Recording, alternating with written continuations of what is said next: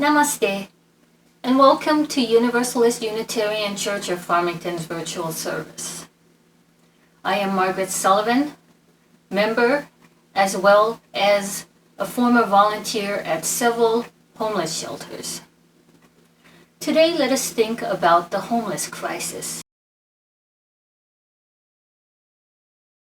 We will begin by contemplating on homelessness while listening to the music titled Homesickness by Norwegian composer Edvard Grieg and played by our favorite pianist Diana Munch.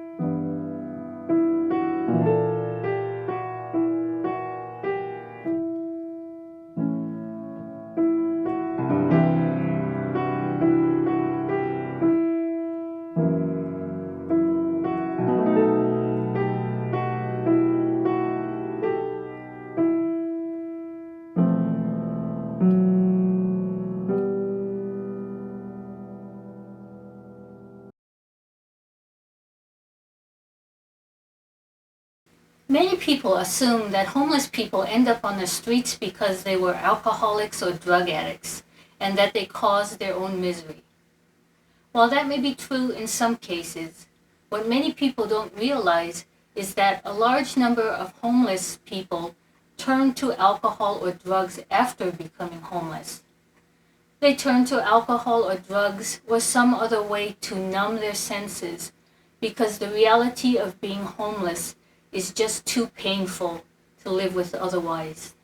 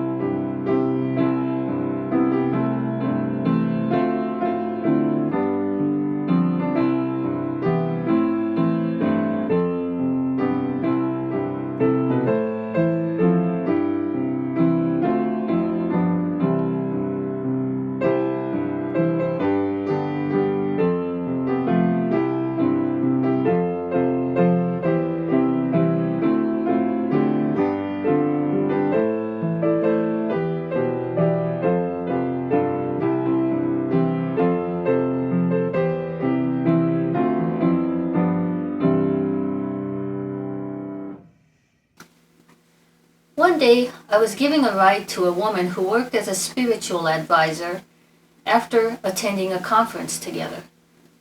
While driving along the freeway, we caught a glimpse of a young homeless man, perhaps in his late teens or early 20s, standing while holding a sign on the ramp. The woman commented, "I have sympathy for older homeless people, but I have no sympathy for the younger ones. Why don't they just go out and get a job?" The fast food chains and grocery stores are always hiring. The insensitivity of her comment took me by surprise, especially coming from someone who works as a spiritual advisor. Unfortunately, that is how many of us react to the homeless, full of blame, judgment, or lack of compassion. There is a homeless crisis in America. Let us start with a few statistics. Please note that there is a wide fluctuation in figures depending on which report you read. It's just not easy to track the homeless, or even decide who is considered homeless. With that in mind, here are some figures. It is estimated that there are between 600,000 to 1.5 million Americans who are homeless on any given day. Over 40% are said to have physical or mental disabilities, and over 40,000 of the homeless are military veterans. More families experience homelessness in the United States than in any other industrial nation. Families are the fastest growing segment of the homeless population, accounting for 40 to 50% of the nation's homeless. 1 in 30 children experience homelessness. 10 to 20% of the homeless population are said to be employed, and 60% of the homeless are adult males. 9 out of 10 homeless women have experienced physical or sexual abuse at some point in their life, and more than half have been victims of domestic violence. Domestic violence is a major cause of homelessness for women. What are some common reasons people become homeless? One is the lack of affordable housing. Many people who are willing to work can only find part-time or low-paying jobs, and their income is not enough to pay for housing. Another is lack of employment altogether. Somebody may be laid off, or they may become disabled and no longer able to perform the work that they used to do. They may be older and find it difficult to find a job. Another, as just mentioned earlier, is domestic violence. Although more common for women, it happens to men too. After experiencing a violent episode with someone they live with, sometimes they may flee their home with only the clothes that they are wearing. And then there is mental illness. Mental illness may cause the sufferer to become alienated from family and friends, to not be able to take care of their own daily needs, or to act irrationally. Many military veterans suffer from PTSD or severe depression and find it difficult to reintegrate into civilian life. These are some statistics, but statistics are impersonal. Who are these sisters and brothers on the streets? And how did they get there?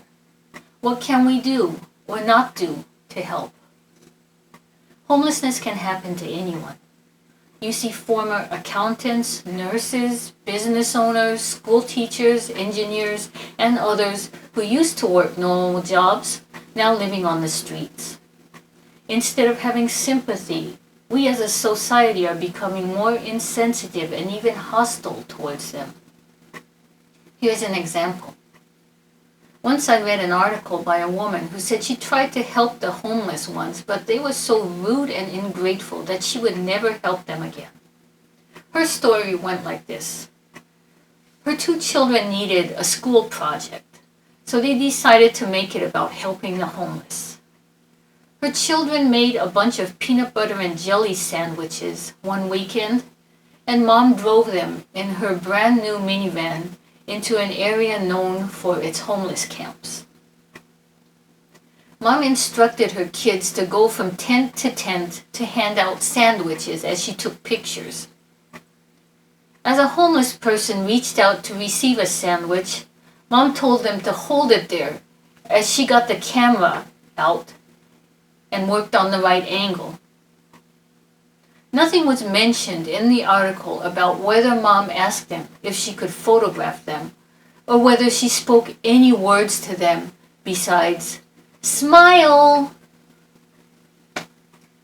Imagine if you had just lost your home, whether it was because of a natural disaster, or you cannot pay your medical bills after a serious illness, or because you lost your job or business. You are going through the worst period in your life, not knowing what will happen day to day and not having anyone to turn to. In your darkest moments, a financially well-off mom and her 2 well-dressed kids show up in their shiny new minivan and decide to use you as a prop for their school project. Mom tells you to smile and act grateful to make her kids look like heroes. Instead of complaining that the homeless were ungrateful, Mom could have asked herself, why were they ungrateful? Could it be something that I did? Returning to the first story about the spiritual advisor who put down the young homeless man on a freeway ramp, maybe she would have been more compassionate if she imagined why he was there. Maybe his mom kicked him out because she was remarrying and future stepdad did not want him around. Maybe his parents were substance abusers, or maybe they abused him and he could not take it anymore. Perhaps she could have considered how someone in that position could get a job. You don't just walk into a McDonald's and tell them you need a job and they put you to work on the spot. You need to fill out an application, write down your contact information, and maybe they will call back. What if you did not have a phone or did not have a way to keep your phone charged? And what if you managed to get called in for an interview? Will the interviewer hire someone with filthy clothes who obviously hadn't bathed in a while? And even if the employer decided to give the young man a chance by hiring him, employers do not pay in advance. He would still be on the street until he saved up enough money to rent a place. Before judging anyone, it helps to imagine walking in their shoes. So let's do that. Let's try walking in other people's shoes. The following are stories of 3 homeless people. The names and a few minor details have been changed, but otherwise they are true stories. Let's first imagine being Victor. You were a highly skilled surgeon, happily married and had a 7-year-old daughter.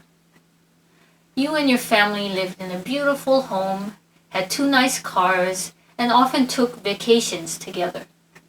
Life couldn't be any better. Then your daughter got sick. She was diagnosed with leukemia. Since you were a doctor, you had access to the best specialists in the country. But that did not help. Your daughter dies of the disease. Your spouse goes into a severe depression. One day, when you get home from work, you find your spouse's lifeless body hanging in the bathroom. Within a matter of a couple of weeks, you lose the 2 most important people in your life. The hospital was understanding of the situation and gives you time off to sort things out. But the grief is so overwhelming and you know you need to be in tip-top shape mentally to operate on people. You just cannot bring yourself to perform surgery again. The hospital eventually lets you go. As if losing your family were not enough, you lose your home, your car, your furniture, your picture albums, everything. Nowadays you live on the street with a stray dog that you named Buddy, who befriended you after your series of tragedies. Next, let's imagine being Amira, a woman in her 20s. You are from the Middle East and moved to the United States with your spouse to escape the violence in your country.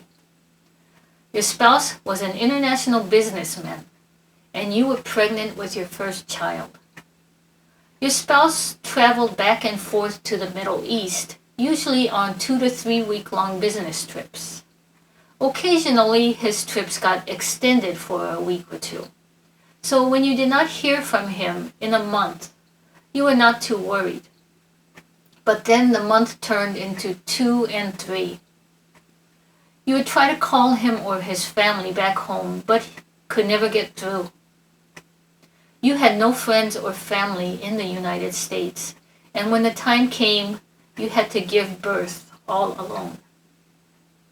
There was still no news from him and no way of finding out what happened. But you tried to remain positive and kept up your hopes that he would return any day. Slowly your savings dwindled, and you could no longer pay the bills. Being in a foreign country with no family, hardly able to speak English, and an infant in tow, you are evicted and end up on the streets. And next we will imagine being Matt. You joined the army when you were 18 and served 3 tours in Iraq. During your last tour, you suffered shrapnel injuries to your head and back. After being discharged from the army, you were also diagnosed with PTSD. You began drinking as a way to cope with your physical and mental pain. You were trained in the military as a carpenter and worked odd jobs, but found it difficult to hold a steady job. The $220 per month government assistance was not enough to pay for housing, so you lived in a van that you converted.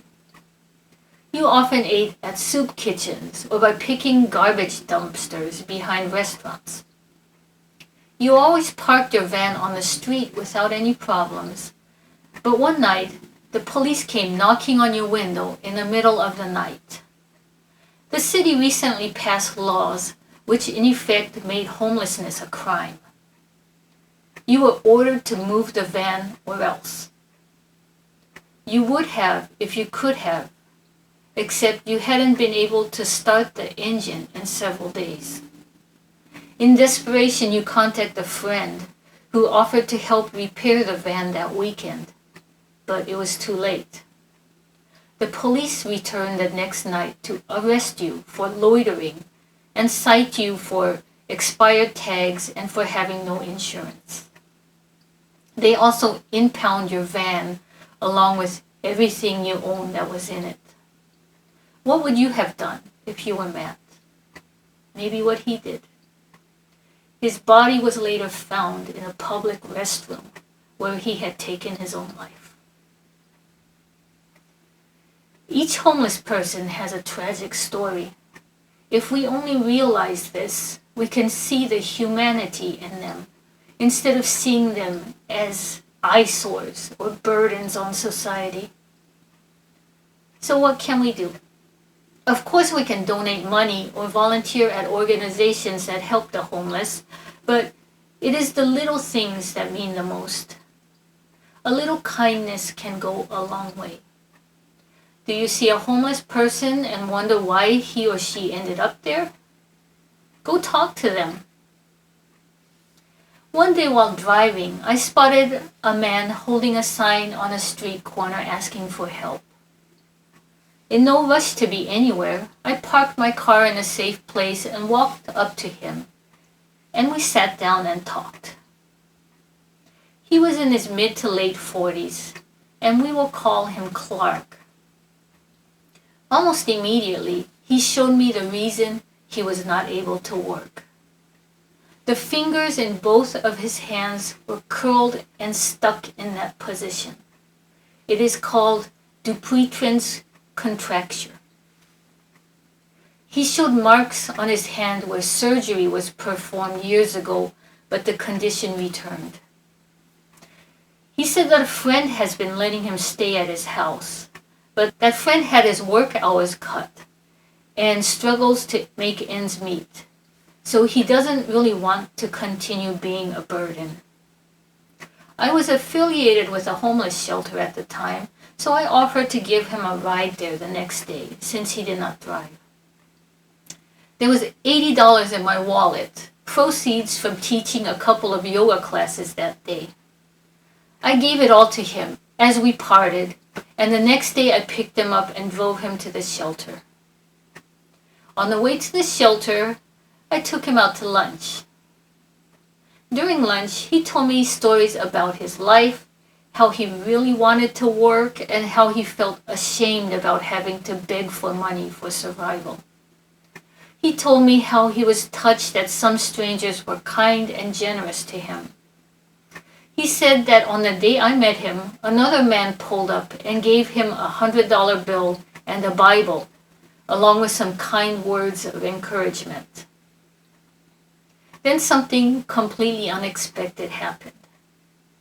Clark pulled out the $80 that I gave him the previous day and said, "Sorry, but I cannot accept this." He insisted on returning it and would not take a no for an answer. When we got to the shelter, I gave him a hug as we parted. Tears rolled down his cheeks, and he would not let go for the longest time. By the way, that quote that I read in the beginning about how people sometimes become drug addicts and alcoholics after becoming homeless, those were Clark's words, words which I will never forget. I pray that he has found a home by now.